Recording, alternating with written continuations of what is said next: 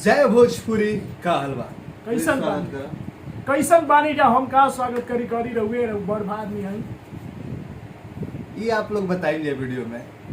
इनका एक्टिंग आप लोग ओवर एक्टिंग में लगेला एक्टिंग में लगेला। रे भाई हम रियल करीला जो भी करीला काहे कि घरी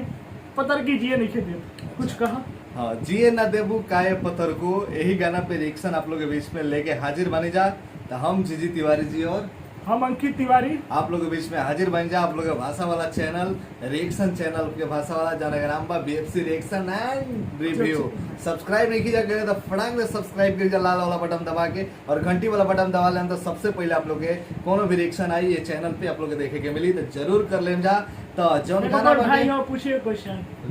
एगो मन पत्थर की हो पत्थर की ना पूछे के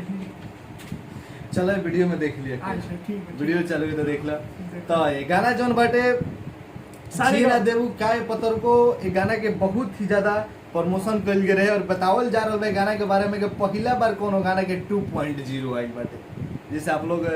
बॉलीवुड हॉलीवुड फिल्मन के नाम सुने नहीं 2.0 है फिल्म हो फिल्म। तो ए में जौन बाटे के कला कलू जी अरविंद अकेला कलू जी के गाना आटे खुशबू तिवारी जी गईले बाड़ी में। और ये बात कर लीजिए म्यूजिक डायरेक्टर आर्या शर्मा जी बाड़े और लिरिक्स आर पंकज जी लिखले बाड़े एम यामिनी सिंह जी बाड़ी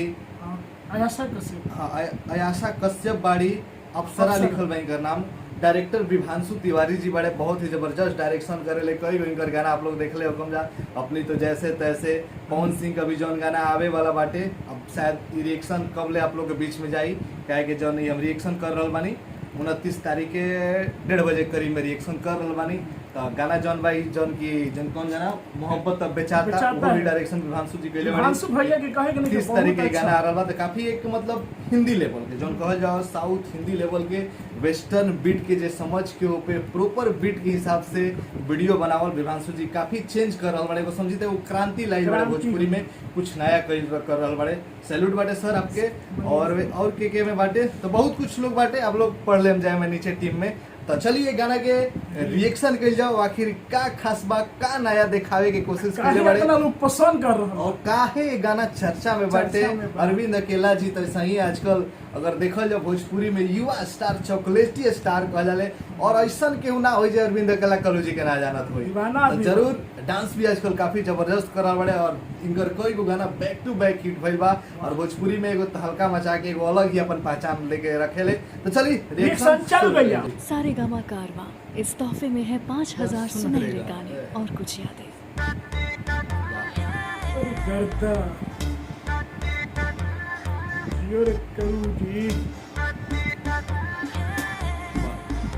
बेटी लग रहा कमाल का हर एक बीट पे देख कितना जबरदस्त।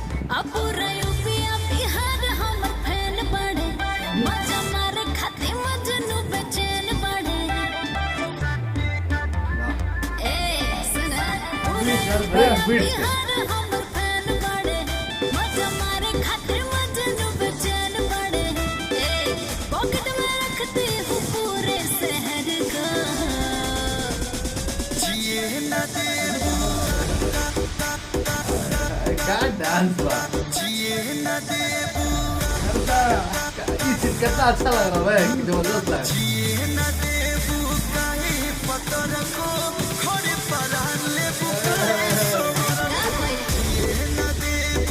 जबरदस्त हिला देता अंदर तक गाना।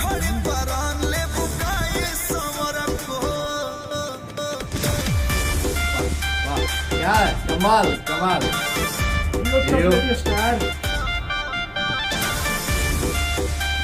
कमाल के कोरियोग्राफी बात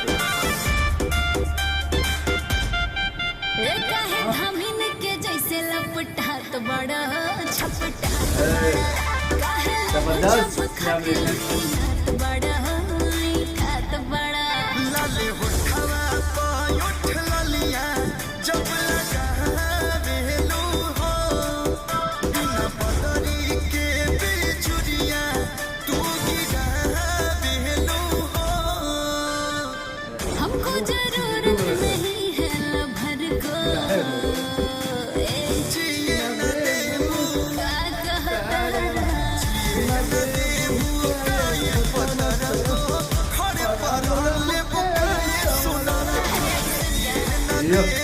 कमाल के बाटे थी बीट पे जितना हिलावल दिल बनू वीडियो के सैल्यूट बा विभांशु जी अरे कलू भैया मेहनत भी कलू जी भी काफी पहले वाले गाना में दिख रहा बा डांस के जोड़ा नहीं थे अरे गर्दन खा डांस के बंद क्या अंदर है वीडियो गाइस दिखाओ ये बस की के साथ फिर होई कलू कमाल के सब कुछ जब मस्त बा कोरियोग्राफी डायरेक्शन लोकेशन एक्टिंग दोनों तीनों आदमी के मुंह से सगुन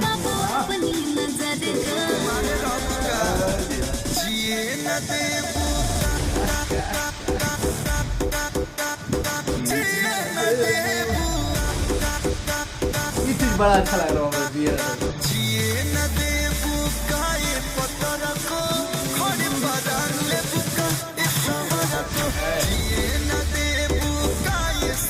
कितना मस्त लग रहा है बैकग्राउंड में भी उतना लड़का लड़की खड़ा हुआ डांस सीन मिल रहा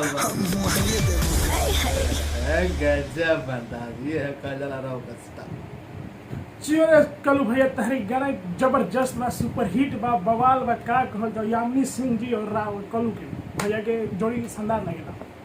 देखी गाना में सच में कुछ नया बा देखी में आपके लागी ना